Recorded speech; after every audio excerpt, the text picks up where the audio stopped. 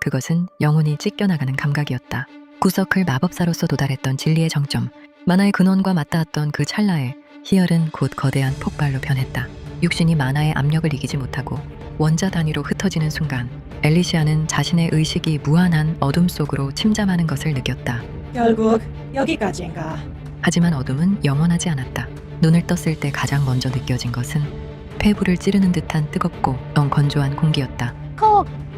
숨을 들이쉴 때마다 모래먼지가 넌 목구멍을 긁었다. 엘리시아는 본능적으로 만화를 끌어올려 주변의 대기를 정화하려 했다. 그러나 손가락 끝에서 응집되어야 할 만화는 흔적조차 없었다.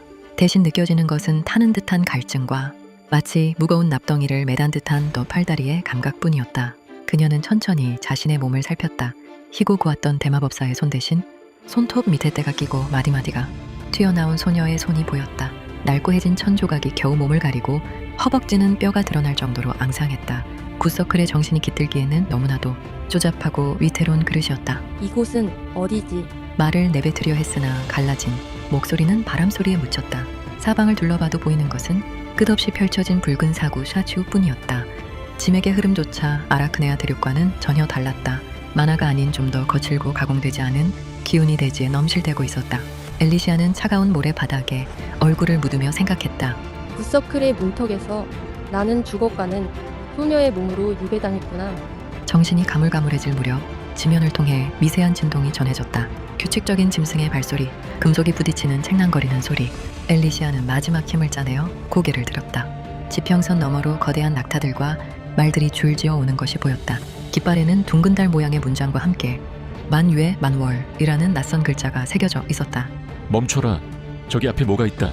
거친 사내의 외침과 함께 행렬이 멈췄다. 말에서 내린 장안들이 소녀의 주위를 에워쌌다. 그들의 허리춤에는 지팡이가 아닌 길쭉하고 날카로운 철병기가 매달려 있었다. 엘리시아는 본능적으로 그들의 기운을 읽으려 했다. 마법사는 아니군. 하지만 혈관 속에 기묘한 에너지를 축적하고 있어. 그때 군중을 헤치고 한 사내가 다가왔다. 빛바랜 가죽 갑주를 걸치고 턱수염이 덥수룩하게 자란 중년의 사내였다. 그의 눈은 주변의 거친 무인들과 달리 더없이 순박하고 따뜻했다. 얘야 정신 차려라. 이런 아직 어리질 않느냐. 어이 여기 물 좀 가져와. 사내는 소녀의 머리를 조심스럽게 받쳐들고 입술에 물을 축여주었다. 엘리시아는 목구멍을 타고 내려가는 생명수 같은 액체에 몸을 떨었다. 사내의 손바닥은 굳은 살이 박혀 딱딱했지만 전해지는 온기는 마탑의 그 어떤 마법 보온 기구보다도 포근했다. 홍규 형님, 그만 가야 합니다. 사막의 밤은 위험해요. 이런 구호 하나 챙기다가 상단 일정 늦어지면 상단주 어르신께 혼납니다. 옆에 있던 젊은 표사가 투덜거렸다. 하지만 홍규라고 불린 사내는 고개를 단호하게 저었다. 이 아이를 여기 두면 오늘 밤으로 시체가 될 거다. 내가 내 식비를 줄여서라도 먹일 테니 수레 뒤편에 자리를 좀 마련해주게. 이건 표사로서가 아니라 사람으로서 하는 말일세. 홍규의 진솔한 태도에 주변 사람들도 마지못해 기를 터주었다. 엘리시아는 홍규의 품에 안겨 덜컹거리는 수레에 실렸다. 정신을 잃기 직전 그녀는 자신을 안아준 사내의 심장 박동 소리를 들었다. 느리고 투박하지만 아주 정직한 박동이었다. 상단이 사막을 벗어나 중원의 초입인 감숙성의 어느 마을에 머물기까지 엘리시아는 빠르게 기력을 회복했다. 그녀는 침묵을 지키며 주변을 관찰했다. 이 대륙의 언어는 음절 하나하나에 높낮이가 있었고 복잡한 구조를 가지고 있었다. 홍규는 일이 끝날 때마다 소녀가 있는 곳으로 찾아왔다. 그는 소녀가 충격으로 실어증에 걸렸다고 믿는 듯했다. 자, 이건 만두라고 하는 거다. 먹어봐라. 맛있다. 그는 김이 모락모락 나는 하얀 덩어리를 쪼개어 내밀었다. 엘리시아는 그것을 받아들며 속으로 생각했다. MANDU 음식. 밀가루 반죽 안에 고기를 넣은 것. 그녀의 뇌는 구서클 마법사의 연산, 능력을 고스란히 간직하고 있었다. 단어 몇 개만 들으면 문장의 구조를 유추하고 성조의 규칙을 파악하는 것은 일도 아니었다. 보름 정도가 지났을 때 그녀는 이미 일상적인 대화의 7할 이상을 알아들을 수 있게 되었다. 어느 날 저녁 홍규는 숙소 앞마당에서 홀로 땀을 흘리며 주먹을 내지르고 있었다. 하급 표사들이 익히는 기초 권법인 장권, 창첸이었다. 엘리시아는 문틈으로 그 모습을 지켜보았다. 조잡해. 근육에 힘을 전달하는 방식이 너무 비효율적이야. 저 기운의 흐름이라면 사말은 외부로 발산되어 낭비되고 있어. 마법사의 눈으로 본 홍규의 무술은 구멍투성이었다. 하지만 그는 누구보다 진지했다. 정해진 궤도를 한치의 오차도 없이 반복하고 또 반복했다. 한 번, 두 번. 수백 번의 반복 끝에 홍규의 이마에서 떨어진 땀방울이 바닥을 적셨다. 수련을 마친 홍규가 문가에 서 있던 소녀를 발견하고 쑥스러운 듯 웃었다. 헤어허 못난 모습을 보여줬구나. 내가 재능이 워낙 없어서 말이다. 20년을 해도 제자리 걸음이구나. 그래도 포기하지 않고 휘두르다 보면 어제보다는 조금 더 단단해진 느낌이 든단다. 그는 소녀의 머리를 쓰다듬으며 말을 이었다. 네오도 이제 몸이 좀 나았으니 내일부터는 나와 함께 조금씩 움직여보련. 무림이라는 곳은 험하단다. 최소한 내 몸을 지킬 기초적인 힘은 있어야지. 내가 너의 첫 스승이 되어주마. 엘리시아는 자신을 내려다보는 홍규의 맑은 눈을 보았다. 대륙 최고의 마법사였던 그녀가 무림의 이름 없는 하급 무사를 스승으로 모셔야 하는 상황. 평소라면 코웃음을 쳤을 일이었지만 그녀는 천천히 고개를 끄덕였다. 다음 날 새벽 푸르스름한 공기 속에서 두 사람의 수련이 시작되었다. 먼저 다리를 어깨 너비만큼 벌리고 기마 자세를 잡아봐라. 힘들어도 버텨야 해. 기초가 무너지면 무공은 모래성일 뿐이니까. 홍규는 소녀의 가느다란 다리를 직접 잡아주며 자세를 교정해 주었다. 엘리시아는 비틀거리는 몸을 가다듬으며 낮은 자세를 유지했다. 폐부 깊숙이 기묘한 기운이 스며들었다. 만화와는 다르지만 좀 더 생명력에 가까운 넛 에너지. 홍규는 소녀가 잘 따라올 때마다 진심으로 감탄하며 박수를 쳤다. 오, 너 정말 재능이 있구나. 자세가 한 번에 잡히다니. 사실 엘리시아는 자신의 근육세포 하나하나를 마법적인 감각으로 통제하고 있었다. 하지만 홍규의 순수한 찬사를 들을 때마다 차가웠던 심장 한 구석이 간질거리는 낯선 기분이 들었다. 모락모락 피어오르는 새벽 안개 사이로 대마법사와 하급효사의 기묘한 사제지간이 그렇게 시작되고 있었다. 상단이 감속성의 활기찬 성곽 도시인 난주란주에 머물 무렵 소녀는 비로소 제 발로 땅을 딛고 설 만큼 기력을 회복했다. 홍규는 소녀의 눈동자가 총명하게 빛나는 것을 볼 때마다 가슴 한구석이 거먹 차올랐다. 그는 상단주를 찾아가 수개월치 보수를 가불하며 간청한 끝에 상단의 가문에 이름을 올려줄 성신각과 이름을 허락받았다. 오늘부터 내 이름은 소천 저티엔이다. 이 홍규 아저씨가 지어준 이름이야. 홍규는 거친 손으로 소녀의 헝클어진 머리를 정성스레 빗겨주며 말을 이었다. 작을소 적기 하늘 전텐. 지금은 비록 사막의 모래알보다 작고 보잘것없는 처지일지라도 언젠가는 저 광활한 중원의 하늘을 너의 기계로 가득 채우라는 뜻이란다. 우리 같은 상단쟁이들은 큰 욕심 부리면 안 되지만 너만큼은 이 아저씨보다 훨씬 넓은 세상을 보며 살았으면 좋겠구나. 소천, 그것은 과거 아라크네아 대륙에서 그녀가 가졌던 이름들과는 궤를 달리했다. 한때 그녀는 차원을 가르는 자, 진리의 관찰자, 백색 마탑의 주인이라 불렸다. 이름 자체가 공포였고 권위였으며 그 이름이 불리는 곳마다 대지는 떨고 바다는 갈라졌다. 구서클의 경질한 인간의 필멸성을 벗어나 신의 눈으로 세상을 굽어보는 위치였으니까. 하지만 이 투박한 사내가 준 이름에는 권능이 없었다. 대신 그 안에는 단 한 번도 느껴본 적 없는 인간적인 염원이 깃들어 있었다. 작은 하늘이라 나를 한 번도 작다고 생각한 적 없거늘. 소천은 홍규의 눈을 보았다. 거기에는 복종이나 경애가 아닌 오직 순수한 애정만이 일렁이고 있었다. 수백 년간 오만이라는 성벽 안에 스스로를 가두었던 대마법사의 마음 한구석에 아주 미세한 균열이 생기기 시작했다.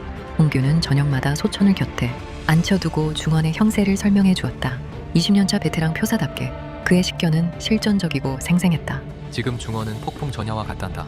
정파의 명숙들이 모인 구파일방, 지우파의 입방과 오대세가 우다이시가가 중심을 잡고 있다지만 암중에서 세력을 키우는 사페천시의 바티엔기에 움직임이 심상치 않아. 게다가 저 멀리 10만 대산의 마기오 모지아오까지. 우리 같은 상단은 그 틈바구니에서 눈치껏 살아남아야 하지. 홍규는 나뭇가지로 흙바닥의 지도를 그려가며 만월 상단의 입지도 설명했다. 우리 만월 상단은 규모는 크지 않아도 정부의 길목을 쥐고 있단다. 특히 상단주 어르신은 돈보다 인맥을 중시하시지. 덕분에 위험한 분쟁 지역에서도 통행권을 얻을 수 있는 거야. 하지만 소천아, 명심해라. 강호에서 가장 무서운 건 이름난 고수가 아니라 사람의 탈을 쓴 악마들이란다. 소천은 그의 말을 들으며 과거의 기억을 되짚었다. 그녀가 살던 세계에 마법은 엄격한 수식과 등강교환의 법칙에 지배받았다. 만화서클의 회전수와 영창의 정밀함이 곧 계급이었다. 그러나 이곳의 무림은 달랐다. 기기라는 에너지는 만화보다 훨씬 유동적이고 감정적이었다. 흥미롭군. 마법이 법칙을 이용해 자연을 굴복시키는 것이라면 무공은 육신을 수련해 자연의 일부가 되는 방식인가? 그녀는 홍규의 혈도를 투시하듯 살폈다. 그의 단전에는 20년의 세월이 무색할 만큼 보잘것없는 내경이 맴돌고 있었다. 재능의 한계라는 벽에 가로막혀 썩어가는 기운. 만약 그녀가 예전처럼 굿서클의 권능을 가졌다면 손가락 하나로 그의 임동양맥을 다 통시켜 단숨에 인류고수로 만들 수도 있었을 것이다. 하지만 지금 그녀에겐 그럴 힘이 없었다. 오직 지독한 무력감만이 그녀의 자존심을 갉아먹고 있었다. 수련이 시작되자 홍규는 연신 땀을 닦으며 소천에게 시범을 보였다. 자, 이것이 우리 표국에서 가르치는 기초보법이다. 발끝에 힘을 주고 땅의 기운을 밀어내듯 헛차. 홍규의 동작은 둔탁했다. 마법사의 눈으로 보면 뼈와 근육에 연결 부위가 어긋나 에너지가 줄줄 새고 있었다. 그러나 그는 단 한 동작도 허투루 넘기지 않았다. 소천은 입술을 깨물었다. 과거에 그녀는 제자들이 수식을 틀릴 때마다 가차없이 채찍질했고 무능한 마법사는 존재 가치가 없다고 단언했다. 그녀에게 재능이 없는 자란 소모품에 불과했다. 하지만 눈앞의 이 사내는 세상에서 가장 재능 없는 무술을 세상에서 가장 경건하게 행하고 있었다. 소천아, 힘들면 쉬어도 된다. 아저씨가 너무 무리시켰지? 홍규가 수련 도중 소천의 이마에 맺힌 땀을 자신의 옷소매로 닦아주었다. 시큼한 땀 냄새가 코끝을 스쳤지만 소천은 피하지 않았다. 아니, 피할 수 없었다. 그 손길이 너무나 따뜻해서 마치 심장 속에 박혀있던 차가운 마법 수정이 조금씩 녹아내리는 기분이었기 때문이다. 고작 삼료무사 주제에 누구를 걱정하는 거지. 소천은 속으로 투덜거렸으나 손은 자신도 모르게 홍규의 소매자락을 꽉 쥐었다. 고맙다, 홍규. 그 말은 입 밖으로 나오지 못하고 하지만 그녀의 눈빛은 이전보다 훨씬 부드럽게 변해 있었다. 대마법사는 처음으로 깨달았다. 위대함은 굿서클의 주문에서 나오는 것이 아니라 아무리 보잘것없는 인생이라도 누군가를 위해 기꺼이 자신의 보수를 갚으라고 땀을 흘리는 그 투박한 성실함에서 나온다는 것을. 며칠 후 만월 상단이 감숙성을 넘어 섬소성으로 향하는 좁은 숲길을 지날 무렵이었다.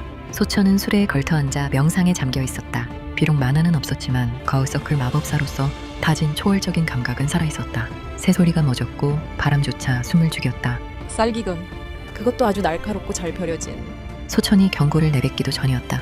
습격이다. 전원 전투 준비. 상단주의 고함과 동시에 숲의 양옆에서 수십 명의 복면 괴한들이 비처럼 쏟아져 내렸다. 그들의 수는 얼핏 보아도 표사들의 2배가 넘넘었다. 상단주가 보검을 뽑아 휘두르며 괴한들의 선봉을 막아섰지만 상황은 처참했다. 괴한들의 검이 허공을 가를 때마다 기괴한 주홍빛 검기 잔치가 일렁였다. 저건 순수한 기가 아니야? 마력을 억지로 주입해 신체를 강화하는 흑마법의 변종과 닮았군. 소천의 눈이 가늘어졌다.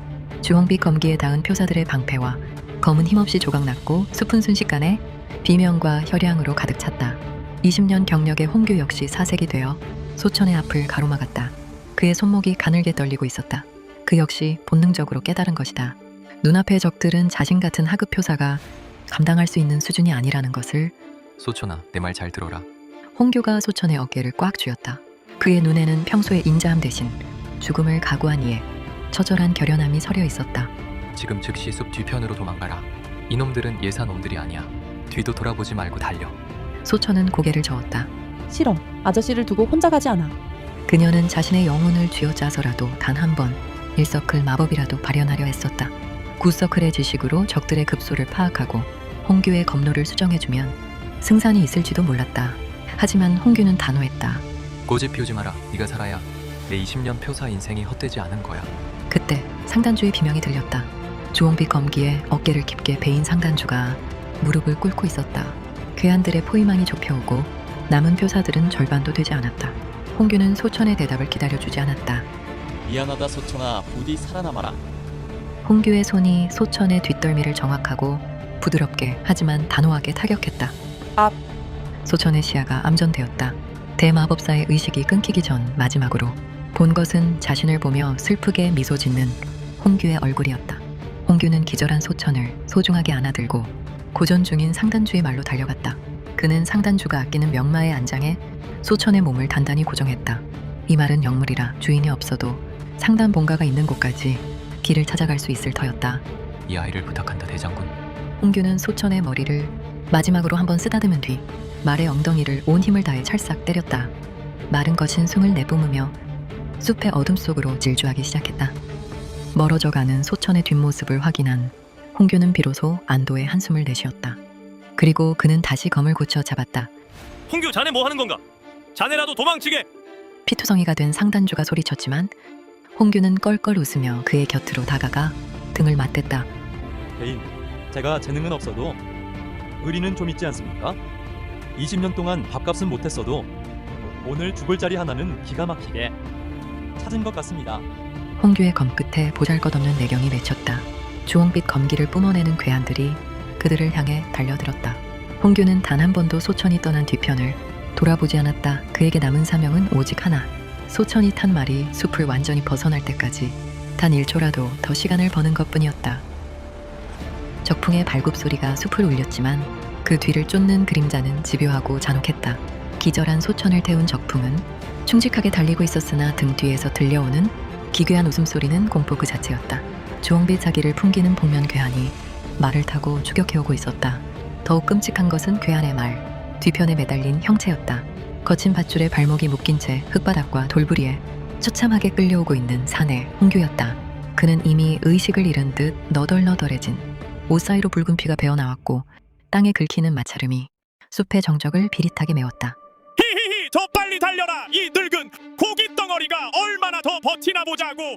괴한은 미친 듯이 채찍질을 가하며 괴성을 찔렀다. 인간의 고통을 유흥으로 즐기는 악귀의 모습이었다.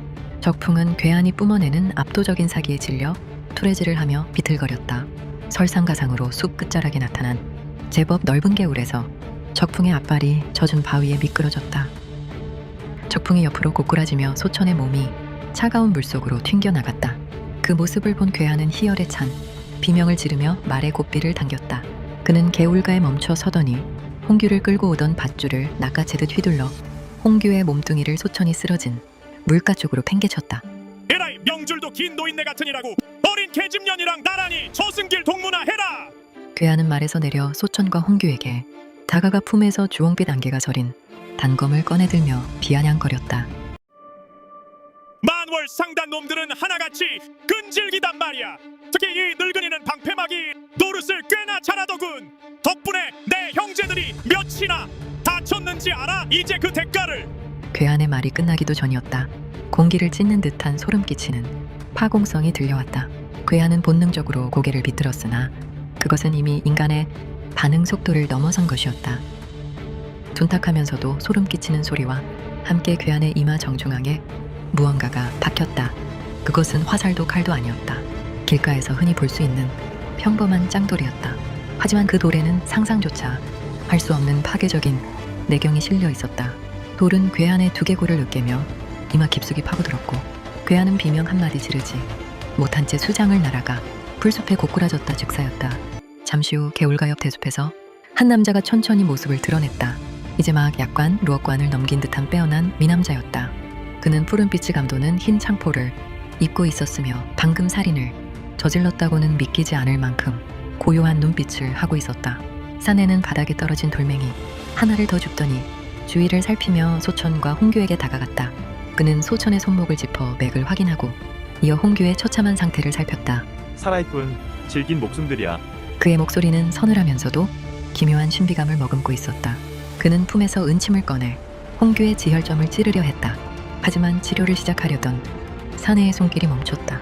그의 고개가 숲의 안쪽, 즉 만월상단이 전멸당했던 방향으로 향했다. 숲을 헤치고 다가오는 수십 명의 발소리, 상단을 도륙했던 복면 괴한들의 본대가 주홍빛 사기를 뿜어내며 개울가로 몰려오고 있었다. 그들은 동료의 시체를 발견하고는 굶주린 늑대처럼 살기를 뿜어냈다. 누구냐? 감히 우리 일을 방해하는 놈이. 괴한들의 우두머리로 보이는 자가 검을 치켜들며 외쳤다. 주홍빛 안개가 개울가를 뒤덮기 시작했다. 사내는 귀찮다는 듯 한숨을 내쉬며 소천의 얼굴에 묻은 흙을 손끝으로 가만히 닦아냈다. 구석을 대마법사의 정신을 가진 소천은 혼미한 의식 속에서도 감각적으로 느낄 수 있었다. 자신을 구해준 이 남자의 체내에서 흐르는 기운은 홍규의 그것과는 차원이 달랐다. 그것은 마치 거대한 바다가 압축되어 혈관을 흐르는 듯한 범접할 수 없는 강자의 기운이었다. 치료를 방해받는 건 질색인데. 사내가 천천히 자리에서 일어났다. 그의 손에는 여전히 길가에서 주운 평범한 돌멩이 두 알이 쥐어져 있었다. 길을 비켜라. 아니면 저놈처럼 머리에 불꽃을 피워주마. 달빛 아래 개울물을 사이에 두고 이름 모를 미남자와 주홍빛 괴한들의 처절한 대치가 시작되었다. 주홍빛 안개가 개울가를 뒤덮으며 습기 어린 공기를 태워버릴 듯 진동했다. 수십 명의 복면 괴한들이 검을 뽑아들고 미남자를 포위했다. 그들의 검신에서 일렁이는 주홍빛 광채는 마치 굶주린 짐승의 안광처럼 번뜩였다. 애송이 놈이 감히 죽여라. 우두머리의 명령과 함께 4명의 괴한이 사방에서 동시에 쇄도했다. 그들의 검기는 허공을 찢으며 소천과 홍규가 쓰러진 자리까지 집어삼킬 듯 덮쳐왔다. 하지만 사내는 미동도 하지 않았다. 아니 움직임이 보이지 않았다는 표현이 정확했다. 사내의 손목이 가볍게 튕겨나갔다. 손바닥 안에 머물던 평범한 돌멩이가 초월적인 내경을 머금고 빛의 속도로 사선시계를 그렸다. 가장 먼저 달려들던 괴한 둘의 목을 대가 함몰되며 뒤로 고꾸라졌다. 돌은 멈추지 않고 그대로 도비 튀아오페이하여 뒤따르던 적들의 안면을 으깼다. 사내는 그제야 천천히 보법을 옮겼다. 그의 움직임은 마치 달빛 아래 춤추는 신선처럼 우아했으나 그 궤적마다 죽음의 그림자가 드리워졌다. 주홍빛 검기, 이것은 중원의 정순한 기운이 아니다. 인열, 을 정제에 만든 사악한 마공, 혈염기인가. 사내의 눈빛이 북해의 만년한 설보다 더 차갑게 가라앉았다. 수백 년 전 강호를 피로 물들였던 혈교쉐조의 잔당들이나 쓸법한 비급의 흔적, 그 사실을 인지하는 순간 사내의 주변으로 서늘한 청백색의 기류가 폭풍처럼 휘몰아치기 시작했다. 더러운 것들이 감히 태양 아래 발을 들였구나. 사내의 손가락이 허공을 튕겼다. 이번에는 돌멩이조차 필요 없었다. 손끝에서 응축된 탄지신통, 단지신통의 간기가 보이지 않는 화살이 되어 괴한들의 심장을 정확히 꿰뚫었다. 주홍빛 검기는 사내의 청백색 간기에 닿는 족족 비명조차 지르지 못한 채 흩어졌다. 불과 몇 번의 숨가쁜 찰나 개 울가에는 붉은 선혈과 복면 괴한들의 시체만이 즐비하게 남았다. 사내는 피냄새가 가시지 않은 공기를 뒤로하고 홍규에게 다가갔다. 그는 품에서 영롱한 빛을 내는 벽옥단을 꺼내 홍규의 입에 밀어넣고 등에 손을 대어 정순한 진기를 불어넣었다. 허허허. 끊어질 듯하던 홍규의 숨통이 거칠게 터져나왔다. 홍규는 피떡이 된 눈꺼풀을 간신히 들어올렸다. 눈앞에 선 고결한 미남자의 자태를 본 홍규는 그가 자신들을 구한 은인임을 본능적으로 깨달았다. 은인, 고맙습니다.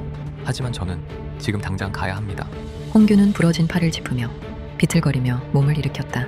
사내의 만류에도 불구하고 홍규의 눈에는 광기 어린 절박함이 서려 있었다. 놈들이 말하는 걸 들었습니다. 만월 상단은 지도에서 사라질 거라고 본가에 알려야 합니다. 상단주 어르신의 가족들이 위험합니다. 홍규는 피가 섞인 기침을 토해내면서도 개울 저 아래에서 싸움을 피한 듯 자신을 바라보고 있는 적풍을 향해 손을 뻗었다. 20년 동안 하급 교사로 살며 단 한 번도 상단의 명을 어긴 적 없던 그였다. 재능은 부족했을지언정 그의 충심과 책임감만큼은 무림의 그 어떤 대종사보다도 견고했다.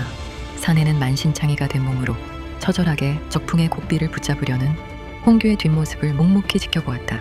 본래 자신과는 상관없는 이들이었기에 위기에서 구해주었다 해도 그들의 기구한 사정까지 깊숙이 개입하고 싶지는 않았다. 홍규에게서 뿜어져 나오는 지독한 절박함을 느꼈으나 사내는 더 이상의 만류가 무의미함을 깨닫고 입을 다물었다. 은인, 염치 없지만 저 아이 소천이를 부탁드립니다. 저 아이는 제 목숨보다 소중한 아이입니다. 부디. 홍규는 말을 끝맺지도 못한 채 위태롭게 적풍의 등 위에 올라탔다. 그는 만신창이가 된 몸으로 말의 옆구리를 걷어찼다. 홍규는 어둠이 내려앉은 숲길을 향해 마치 타오르는 불나방처럼 달려나갔다. 등 뒤로 흐르는 핏자국이 길게 이어졌으나 그는 단 한 번도 뒤를 돌아보지 않았다. 개 울가에는 다시 고요가 찾아왔다. 차가운 물살 소리만이 정막을 깼다. 사내는 멀어져가는 홍규의 뒷모습을 한참 동안 응시했다. 무모하고 어리석어 보이는 행동이었으나 사내는 그 투박한 진심에서 형언할 수 없는 무게감을 느꼈다. 사내는 시선을 돌려 바닥에 쓰러진 소녀 소천을 내려다보았다. 물에 젖어 창백해진 소녀의 얼굴. 하지만 기절한 와중에도 소녀의 미간은 무언가 깊은 사유를 하는 듯 미세하게 떨리고 있었다. 사내는 소천의 손목을 다시 한번 잡았다. 아까는 느끼지 못했던 기묘한 파동이 느껴졌다. 기하군, 내공은 전무한데 정신의 격지 이 비정상적으로 높다. 마치 늙은 괴물의 영혼이 어린아이의 껍데기를 쓰고 있는 듯한 이질감. 사내는 가늘고 긴 손가락으로 턱을 괴며 깊은 고민에 빠졌다. 그는 본래 강호에 번잡한 분쟁이 싫어 가출까지 한 터였다. 하지만 혈교의 잔당들이 움직이기 시작했고 그 음모에 한복판에 이 기묘한 소녀가 남겨졌다. 이 낭자를 어쩐다. 사내는 잠시 망설이다가 소천을 안아들었다. 가냘픈 소녀의 몸에서 느껴지는 미약한 온기가 그의 서늘한 손바닥을 타고 전해졌다. 사내는 소천을 품에 안은 채 대숲 너머 자신의 응어지가 있는 산 정상 쪽으로 발걸음을 옮겼다. 깊은 산세 속에 몸을 숨긴 미남자에 거쳐 천군정 칭윤팅 촛불조차 숨을 죽인 적막한 방 안에서 사내는 소천의 등에 두 손을 얹은 채 집중하고 있었다. 그는 자신의 정순한 진기를 소천의 체내로 흘려보내 손상된 장기를 수선하려 했다. 하지만 소천의 혈맥에 진기가 닿는 순간 사내는 생전 처음 느껴보는 경악스러운 감각에 눈을 부릅떴다. 이게 대체 무엇이란 말이냐? 사내의 진기는 소천의 단전에 진입하자마자 거대한 심연 속으로 빨려 들어가는 듯한 기분에 휩싸였다. 보통 사람의 단전이 작은 우물이라면 소천의 몸 안에는 끝을 알 수 없는 대해다가이가 출렁이고 있었다. 마치 천년 동안 잠들어 있던 용이 또 아리를 틀고 앉아 거대한 기운에 둥지를 틀어놓은 듯했다. 더욱 기이한 것은 그 구조였다. 무학의 이치에 따르면 인간의 기운은 배꼽 아래 하단전에 뿌리를 내리고 성추에 따라 중단전과 상단전으로 차례로 길을 열어가는 법이다. 그러나 소천의 단전은 그 경계가 아예 존재하지 않았다. 하단전에서 시작된 거대한 기운의 통로가 척추를 타고 상단전을 관통하더니 기어의 심장 부근인 중단전까지 하나로 합쳐져 거대한 단일 단전을 이루고 있었다. 상중, 하단전이 하나의 통로로 이어진 상태. 이것은 전설 속의 천인하빌 티엔렌하이 주차 넘어선 기형적인 경지다. 이미 화경화징의 반열에 올라 강회 적수가 몇 없다 자부하던 사내였으나 눈앞에 이 기현상 앞에서는 온몸에 소름이 돋았다. 이것은 인간의 몸이라기보다 태초부터 살던 전설적인 무언가가 유희를 즐기기 위해 인간으로 둔갑한 것 같았다. 사내는 이 거대한 바다가 깨어날 때 어떤 천지개벽이 일어날지 궁금해졌다. 몇 시즌 뒤 소천은 타는 듯한 갈증과 함께 눈을 떴다. 고즈넉한 대나무 향이 코끝을 스쳤고 몸을 짓누르던 통증은 거짓말처럼 사라져 있었다. 고우서클의 지식은 즉각적으로 주변을 스캔했다. 만화의 농도가 짙은 영지, 그리고 자신을 보호하고 있는 강력한 결계의 기운. 하지만 그녀는 평온할 수 없었다. 의식이 돌아옴과 동시에 숲에서의 그 참혹한 기억들이 해일처럼 밀려왔다. 주홍빛 검기, 쓰러지던 표사들, 그리고 무엇보다 피범벅이 된 채 밧줄에 묶여 처참하게 끌려가던 홍규. 소천은 가슴을 부여잡고 침상에서 굴러떨어졌다. 홍규 아저씨! 그녀는 목이 터져라 그녀의 스승 이름을 불렀다. 대마법사 엘리시아로서 가졌던 수백 년의 고독보다 홍규와 함께 보낸 그 짧은 몇 달의 시간이 그녀의 영혼에 더 깊은 문신을 새겨놓았다. 자신을 위해 작은 하늘이라 이름 붙여주고 재능 없는 몸으로 주홍빛 지옥에 뛰어들었던 그 투박한 사내가 눈앞에 아른거렸다. 안 돼. 이렇게 보낼 순 없어. 아저씨. 소천은 피가 맺힌 목소리로 울부짖으며 방문을 박차고 나갔다. 비틀거리는 걸음으로 처소 밖을 나서자 눈부신 아침 햇살이 그녀의 시야를 가득 메웠다. 처소 밖들로 뛰쳐나온 소천의 눈에 가장 먼저 들어온 것은 자욱한 운물을 배경으로 검을 휘두르고 있는 미남자의 실루엣이었다. 그의 움직임은 마치 한 폭의 산수화처럼 우아했으나 소천의 의식은 급격히 요동치기 시작했다. 그녀의 정신을 담기에 육신은 아직 단단하지도 적응하지도 못했다. 과부하가 걸린 듯 뇌를 찌르는 통증과 함께 극심한 현기증이 밀려왔다. 세상이 빙글빙글 돌더니 힘이 풀린 다리가 꺾였다. 소천은 비명을 지를 새도 없이 그대로 차가운 흙바닥에 주저앉았다. 거친 숨을 몰아쉬는 소천의 앞으로 서늘한 그림자가 드리워졌다. 수련을 멈춘 사내가 어느새 다가와 무표정한 얼굴로 그녀를 내려다보고 있었다. 그는 그의 눈동자만큼이나 무미건조한 목소리로 입을 열었다. 이곳은 청군정이라 하오. 내가 친 결계가 산 전체를 감싸고 있어. 외부에서는 그림자조차 발견할 수 없는 곳이요. 또한 대지의 기운을 끌어모아 회복과 수련에 특화되도록 설계되었지. 그 몸으로 성급히 움직이는 것보다 몸과 마음 모두 회복을 하시오. 하지만 소천에게 사내의 설명 따위는 들리지 않았다.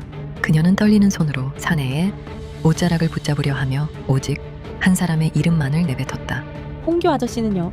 나를 지켰던 그 사내는 어떻게 되었나요? 사내는 잠시 침묵했다. 거짓으로 위로를 건넬 성격이 아니었기에 그는 보이는 그대로의 사실을 담담히 전했다. 그 사내는 제 운명을 걸고 길을 떠났소. 그가 바란 것은 당신의 눈물이 아니라 당신이 살아남아 이 세상에 하늘이 되는 것이었소. 사내의 말이 비수처럼 가슴에 꽂혔다. 소천은 입술이 터지도록 깨물며 억지로 몸을 일으키려 했다. 사천으로 가야 해요? 만월상단에 본가가 있는 사천으로 가면 아저씨를 구할 방법을 찾을 수 있을 거예요. 소천의 처절한 몸부림을 지켜보던 사내가 낮게 읊조렸다. 이곳에서 수천 리 길이여. 지금 낭자 몸이 완전하다 해도 혼자서는 위험한 길인데 언제 터질지 모르는 그 몸으론 더 쉬는 것이 좋아 보이오만. 사내는 차가운 시선으로 소천을 응시했다. 운무와 잘 어울리는 고고한 자태의 미남자 백운 바이윤은 본래 타인의 인연에 깊게 발을 들이는 성격이 아니었다.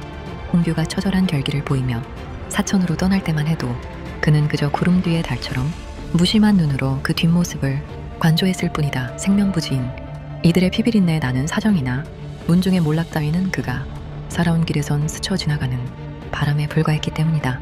하지만 지금 곁에 있는 소녀 소천을 보고 있자면 그의 무심했던 심장에 기묘한 균열이 생겼다. 금방이라도 폭발할 것처럼 일렁이는 소녀의 감정은 주변의 대기조차 무겁게 짓누르고 있었다. 그 먼 사천의 땅까지 오직 살기 어린 초조함만으로 맨발로라도 달려가려는 소녀의 모습에 백우는 자신도 모르게 입을 열었다. 함께 가겠소. 사정까지. 스스로 뱉고도 알 수 없는 노릇이었다. 왜일까? 명분도 이득도 없는 길이었다.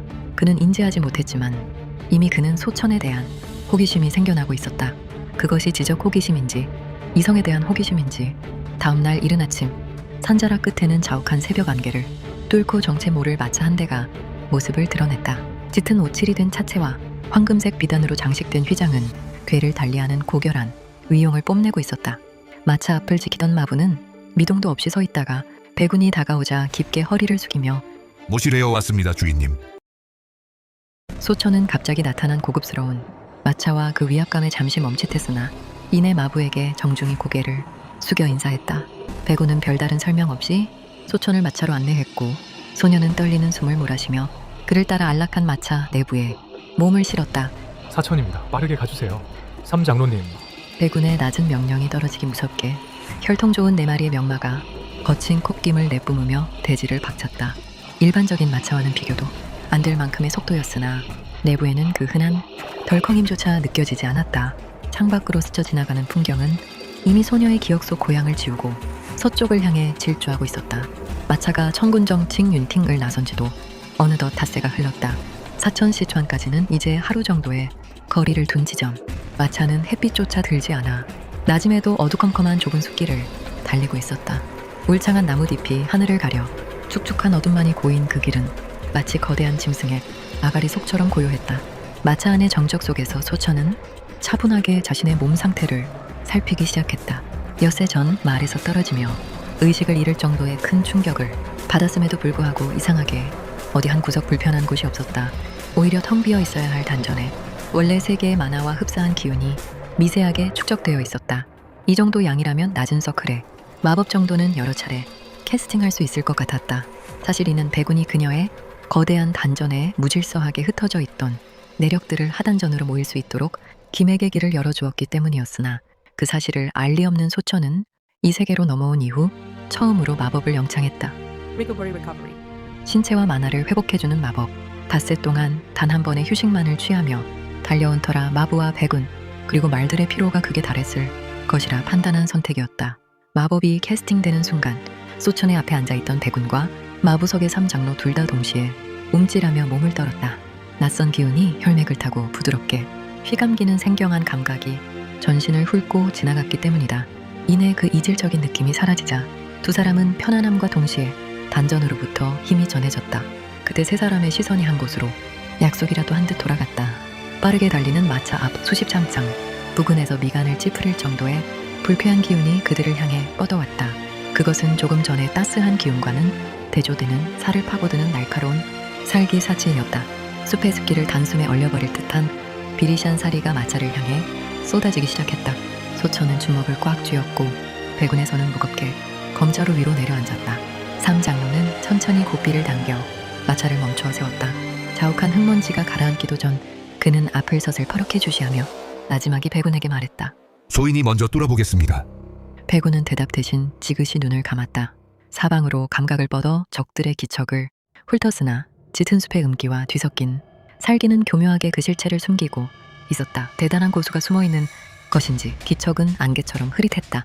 10명 아니면 20인가? 적들의 정확한 수와 수준을 파악하지 못한 상태에서 섣불리 마차 밖으로 나갈 수는 없었다. 그때 정적을 깨고 맞은편에 앉아있던 소천의 입에서 놀라운 말이 흘러나왔다. 적은 15.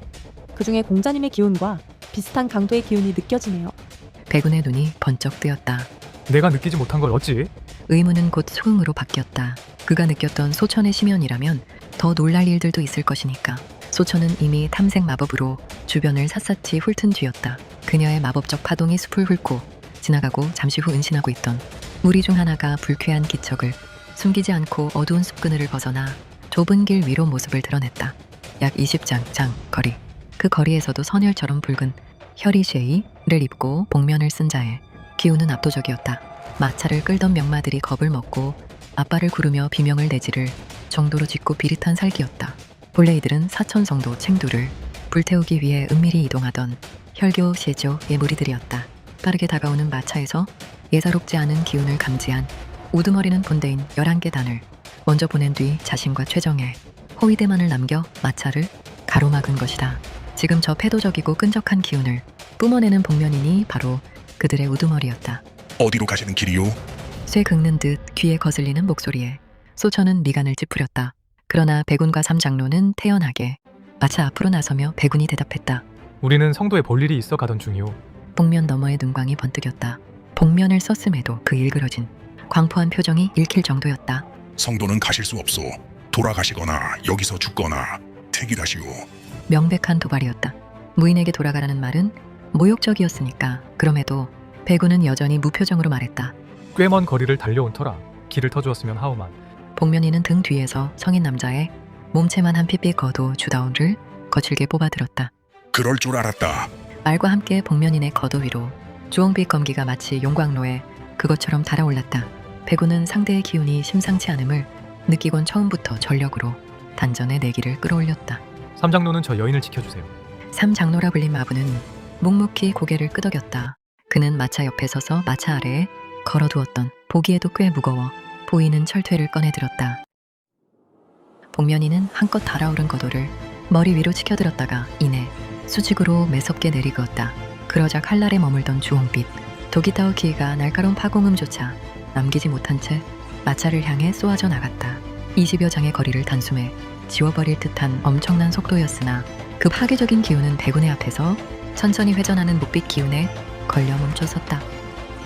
형체 없는 기운과 기운이 부딪혔음에도 불구하고 고막을 찢는 듯한 굉음과 함께 대기가 비명을 질렀다. 그 충격 여파에 주변의 고목들이 뿌리째 흔들리며 휘청였다. 주홍빛 도기는 결국 백운의 묵빛 검기에 상쇄되어 소멸하는 듯 보였으나 그 찰나의 순간 복면인의 본체가 어느새 백운의 머리 위로 육중하게 낙하하고 있었다. 정수리부터 몸 전체를 단숨에 양단할 듯한 서슬 펄런 일격이었다. 하지만 도신이 백운의 머리카락에 닿기 직전 그의 신형이 아지랑이처럼 사라졌다. 그리고 다음 순간 백운은 복면인의 왼쪽 옆구리를 파고들며 일권을 찔러 넣는 모습으로 나타났다. 파괴적인 감기 강제를 머금은 주먹이 급소를 노리고 쇄도했으나 복면인 또한 범상치 않은 반사신경으로 팔꿈치를 내리찍어 백운의 주먹을 방어했다. 강렬한 권강을 씌운 주먹은 단순히 막아내는 것만으로는 부족했다. 복면인의 팔꿈치에는 살점이 타들어가는 듯한 극심한 통증이 몰려왔고 백운의 주먹은 방향이 살짝 꺾인 채 복면인의 허벅지를 스치듯 지나갔다. 찢어진 옷자락 사이로 화상을 입은 듯 붉게 달아오른 살같이 드러나며 숲속에는 비릿한 연기가 감돌기 시작했다. 복면인의 정체는 혈교씨의 조의 관좌를 노리는 12명의 소교주 중 한 명이었다. 혈교는 총 12개의 소교로 나뉘어 각 소교주가 12개의 단을 통솔하며 단마다 15명에서 20명에 이르는 살수들이 배치되는 방대한 조직력을 갖추고 있었다. 그는 이미 성도를 잿더미로 만들기 위해 소속된 11개의 단을 먼저 침투시킨 상태였으며 지금 그의 뒤에는 최정의 호위대인 제3소교 제1단 단원 14명이 숲의 어둠 속에 몸을 숨긴 채 명령만을 기다리고 있었다. 단원 전원이 절정 고수 이상의 반열에 오른 인간 병기들이었다. 자신의 앞에 있는 약관쯤 되어 보이는 어린 놈이 예상외의 강함을 보이자 복면이는 숲을 향해 수신호를 보냈다. 정적을 지키던 숲속에서 살기를 머금은 14개의 붉은 그림자가 마차와 백운을 향해 일제히 쇄도했다. 삼장로 독고우는 일평생 타인의 시선이나 권력의 향배에는 눈길조차 주지 않은 인물이었다. 초절정에 극에 달해 단신으로 군사 100명을 상대한다는 일당백의 무의는 오직 가주를 향한 충심과 무학의 끝을 보겠다는 결벽증적인 집념에서 비롯된 것이었다. 그를 이용해 세를 불리려는 자들의 추악한 암투는 그를 늘 진저리 치게 했다. 그런 그가 유일하게 마음을 열었던 존재가 바로 가주의 아들 백운이었다. 백운은 가문의 금기였다. 정파 여인과의 미래 끝에 태어난 혼혈, 마, 모를 숭상하는 가문에서 정파의 피가 섞인 아이는 더러운 혈통이라 낙인 찍혀 태어남과 동시에 사형 선고를 받았다. 가주가 아이의 모든 권리를 박탈하고 평생 그림자처럼 죽어 지낼 것을 약조한 뒤에야 겨우 목숨만 건사할 수 있었다. 쫓겨나듯 어머니에게 돌아간 백운을 기다린 것은 정파의 차가운 멸시였다. 마교인의 씨를 품었다는 이유로 어머니는 손가락질 받았고 아이는 존재 자체로 죄가 되었다.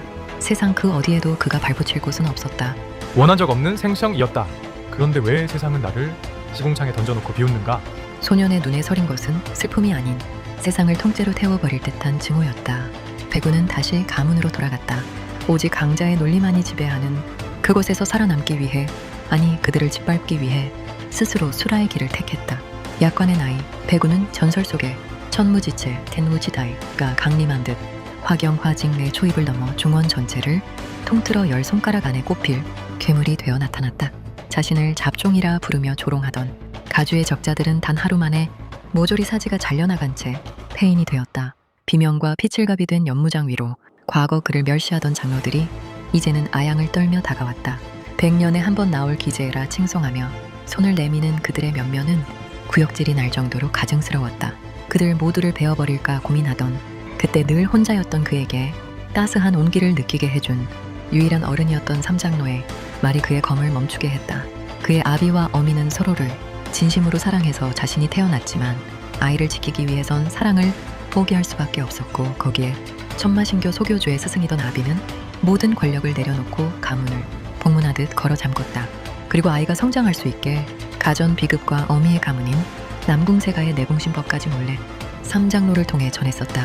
삼장로의 이야기를 들은 백운은 이제와 그것이 무슨 소용인가? 생각하며 주변을 둘러보곤 허망한 웃음을 터뜨린 뒤 말없이 등을 돌려 가문을 떠났다. 그리고 그 걸음 뒤를 묵묵히 따르는 유일한 그림자가 있었다. 감히 어느 안전이라고. 삼장로의 포효가 숲을 뒤흔들었다. 숲속에서 튀어나온 10명의 복면이니 삼장로를 포위했다. 그들은 혈교의 정예, 제3소교 제1단의 살수들이었으나 상대가 나빴다. 삼장로의 손에 들린 거대한 흑철퇴가 허공을 갈랐다. 단순한 휘두름이었으나 그 끝에 실린 진각천조의 힘은 지면을 뒤틀어버렸다. 달려들던 살수 3명의 신형이 허공에서 멈칫했다. 삼장로의 철퇴에 깃든 파괴적인 강기가 공기를 압착하며 보이지 않는 벽을 만들어낸 것이다. 버러지 같은 놈들, 소주, 샤오주의 길을 막아서는 자는 설령 천존 티엔순이라 해도 가루로 만들어주마. 삼장로의 철퇴가 수평으로 쇄도했다. 묵직한 쇳덩이가 음속을 돌파하며 발생하는 진공의 흐름이 살수들의 옷자락을 찢어발겼다. 다급히 도검을 들어 막아보려 했지만 조절정 고수의 전심전력이 담긴 철토의 앞에서 강철 검신은 엿가락처럼 휘어졌다. 비명조차 온전치 못했다. 철토에 직격당한 살수의 가슴팍이 종잇장처럼 함몰되며 뒤로 튕겨나갔고 그 여파에 뒤따르던 이들까지 줄줄이 뼈가 가루가 된 채 나뒹굴었다. 삼장로는 쉴 새 없이 몰아치는 살수들의 공세를 단 한 걸음에 물러섬도 없이 받아냈다. 그는 백운의 뒷모습을 스치듯 봤다. 피에 젖은 채 세상의 정점을 향해 나아가는 저 청년의 뒷모습이야말로 삼장로가 이 지겨운 무림에서 유일하게 지키고 싶은 가치였다. 그는 다시금 철퇴를 고쳐주며 살기 어린 미소를 지었다. 팔꿈치와 허벅지를 타고 오르는 지독한 통증을 느낄 새도 없었다. 혈교의 소교주는 본능적으로 거도를 가로세워 앞을 막아섰다. 눈앞의 청년 백운은 권강 큐안강을 머금은 왼손을 거둠과 동시에 오른손에 쥔 묵빛 검을 내질렀다. 목표는 단 하나, 복면 넘어 가려진 소교주의 심장이었다. 백운의 검끝이 주홍빛 거대 맞닿는 순간 고막을 찢는 듯한 금소금이 숲을 울렸다. 눈이 시릴 정도의 선명한 푸른 기운이 날카롭게 스며들었다. 그것은 창천이라 불리며 중원의 위명을 알렸던 남궁세가 가주의 여동생이자 백운의 어머니가 대성했던 남궁세가 창천신법, 장텐신법이었다. 서슬퍼런 푸른빛이 파고들자 무쇠와 같던 거도의 표면에 미세한 균열이 가기 시작했다. 집요하게 틈을 파고드는 푸른빛 위로 만물을 집어삼킬 듯한 극한의 어둠이 덮쳐왔다. 천마신교의 교주 다음가는 기재이자 신교 제1가문이었던 청가텐자의 가주 백운의 아버지의 동문무공인 천마공 텐모공이었다. 검은 막이는 거구의 거인이 내리치는 거대한 망치가 내려치듯 주홍빛 돌을 사정없이 때렸다. 말 그대로 때렸다. 섬세하게 틈을 파고드는 푸른 기운과 그 위를 파괴적으로 짓누르는 검은 막이 다른 성질의 두 가지 기운을 한 몸에 품는 것은 불가능에 가깝다. 전설 속의 혈마나 천마만이 도달했을 법한 신화적 경지. 어린 시절 백운은 제 앞에 놓인 비급서들을 보며 그것들이 왜 자신에게 왔는지를 묻지 않았다. 오직 어떻게 하면 이 모든 것을 제 것으로 흡수할지를 고민했을 뿐이다. 그는 닥치는 대로 읽고 연구하고 죽음의 문턱을 넘나들며 수련했다. 기재였던 부모의 재능을 고스란히 이어받은 그는 천재를 타고났고 그의 신체는 상극의 기운을 자연스레 받아들여 운기할 수 있는 말도 안 되는 천운을 얻게 되었다. 복면 뒤 소교주의 눈동자가 경악으로 떨렸다. 비록 화경화징의 초입이라 하나 자신 또한 탈인간급 고수였다. 그런데 이 어려 보이는 애송이에게 단 1초 만에 제압당해 자신의 보도파우도가 잘려나가고 있다니 이대로는 필패다. 숲속에서 자신을 돕기 위해 도약했을 살수들의 기척이 늦어지고 있었다. 소교주는 결단했다. 도가 완전히 부서지기 전 뒤로 도약해 단원들과 합류하여 협공하는 것만이 유일한 승산이었다. 하지만 그는 알지 못했다. 소교주의 수신에 맞춰 십장 거리에서 은신하던 정의 살수넷은 지금 기괴한 상황에 빠져 있었다. 단 2번의 도약이면 다흘 거리임에도 그들은 소교주의 도가 박살 나는 동안 절반조차 나아가지 못했다. 절정 고수인 그들은 마차 안에서 소천이 시전한 마법의 기운을 감지하지 못한 채 공기 중에 고착된 느린 시간의 늪에 빠져 당황하고 있었다. 이를 알리 없는 소교주는 이형환위, 이신관웨이를 펼쳐 백운에게서 순식간에 20장을 물러났다. 그의 손에는 이제 자루만 남은 고철덩이가 들려 있었다. 다급히 고개를 돌려 수하들을 찾았지만 그곳엔 마치 장난을 치듯 우스꽝스러운 모습으로 허공을 허우적거리는 살수들이 있을 뿐이었다. 이게 무슨... 화가 치밀어 오르려던 그때 그는 이질적인 공기의 흐름을 느꼈다. 시선이 멈춘 곳은 마차였다. 저 마차 안에 존재가 사수를 부리는구나. 마차를 노리기엔 이미 늦었다. 수하들을 구하기에도 마땅치 않다. 찰나의 판단 끝에 소교주는 품 안에서 혈마공의 진수가 담긴 붉은 가루를 꺼내 자신을 향해 쇄도하는 백운을 향해 던졌다. 입자 하나하나가 폐를 녹이고 혈관을 터뜨리는 치명적인 독가루였다. 이미 공중에 몸을 띄운 백운의 눈앞으로 붉은 안개가 비산했다. 불길한 기운을 직감한 백운은 검을 쥐지 않은 왼손을 앞으로 내질렀다. 팔뚝부터 소용돌이치며 솟아오른 검은 마귀가 주먹에 응집되더니 폭발적인 기류를 일으키며 독가루를 단숨에 날려버렸다. 시야가 확보되었을 때 소교주는 이미 사라진 뒤였다. 백운이 감각을 확장해 보았으나 성도 챙도 방향으로 희미한 잔향만 남았을 뿐 형체는 보이지 않았다. 도망친 게옷인가? 그 정도의 고수가 수하들을 버리고 도망갈 것이라곤 예상치 못한 백운이 아쉬운 표정으로 뒤를 돌아보았다. 삼장로는 이미 마지막 적을 철퇴 아래 지식이고 있었고 숲 한켠에선 4명의 살수들이 여전히 보이지 않는 늪에서 느릿하게 발을 놀리고 있었다. 백운은 소천이 손을 썼음을 알아챘다. 그는 그들에게 다가가 가볍게 검을 들어 횡으로 그었다. 그걸로 끝이었다.